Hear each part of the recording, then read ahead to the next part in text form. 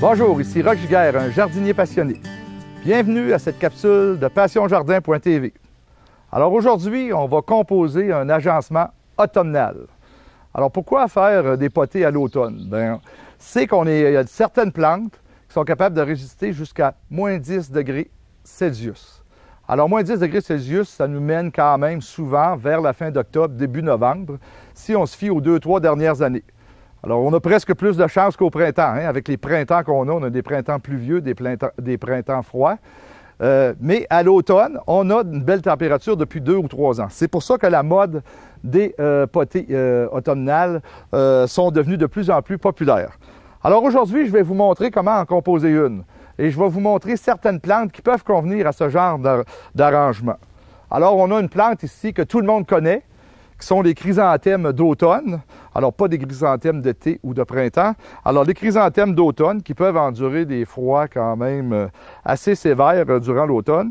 Ici, j'ai une variété qui s'appelle Mammouth Yellow. Alors, la série Mammouth, ce qu'il y a de plaisant, c'est que c'est une série dont les spécimens, les cultivars sont vivaces. Alors, on peut les replanter dans notre jardin à l'automne, lorsque les temps sont devenus très froids, lorsque les gels ont un peu brisé notre potée. Alors, on a une autre plante que tout le monde connaît. Là, maintenant, c'est un retour qu'elle fait. Ce sont les choux décoratifs. Alors, les choux décoratifs, on les voit ici, on a la variété, le cultivar Toscane, alors un peu vert-noir, alors qui va accentuer ses couleurs lorsque la température descend en bas de 10 degrés Celsius. Alors, en bas de 10 degrés Celsius, c'est là que le chou décoratif commence à prendre ses couleurs. Alors, ça survient environ vers le mois d'août, vers la fin d'août, quand les nuits commencent à être froides. J'en ai une autre variété ici. J'ai une autre variété ici qui est plus rose, mauve. Alors, il y en a beaucoup. On a des variétés à feuillage blanc, blanchâtre, à feuillage jaunâtre. Alors, il suffit de prendre des couleurs qui vont s'agencer avec nos autres plantes. Une autre plante que j'aime beaucoup, c'est un carex, le carex buchanii.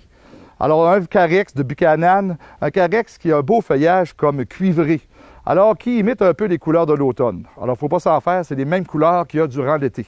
Alors, on dirait que le plant est mort, mais il est bien vivant. Cette petite graminée-là aussi convient aussi pour nos jardins et est vivace. Et enfin, je vais terminer avec une euchère.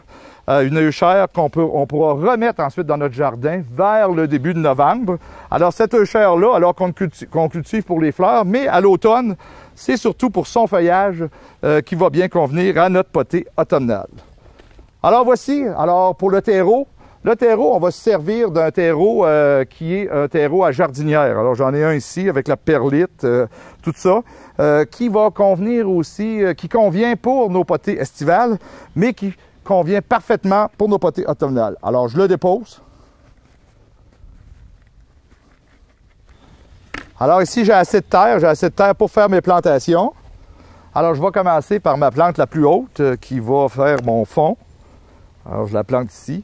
Alors, comme je fais une potée annuelle, alors j'essaie, je fais des essais là, pour voir quelle plante va aller mieux, si elle convient parfaitement à ma potée. Alors, je vais essayer de mettre ici l'euchère. Alors, on voit l'euchère qui ressort très bien avec le carex buchanii.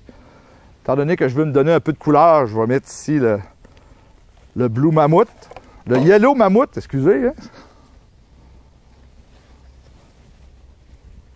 Alors, vous voyez.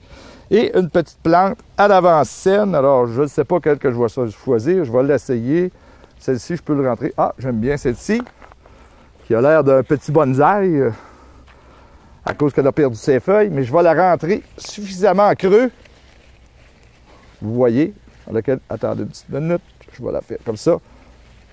Pour qu'elle ait. Alors, vous voyez ma composition. Et bien entendu, je n'oublie pas d'arroser. Car j'ai pris un contenant qui avait un bon trou de drainage, justement, pour éliminer le surplus de l'eau d'arrosage ou l'eau de pluie. Et là, j'arrose ma composition et je vais avoir ça pendant à peu près 2 mois, aller jusqu'au début de novembre, mi-novembre. À la mi-novembre, je vais reprendre mes vivaces et je vais les replanter au jardin. C'était Roch Giguère qui vous souhaite bon jardinage.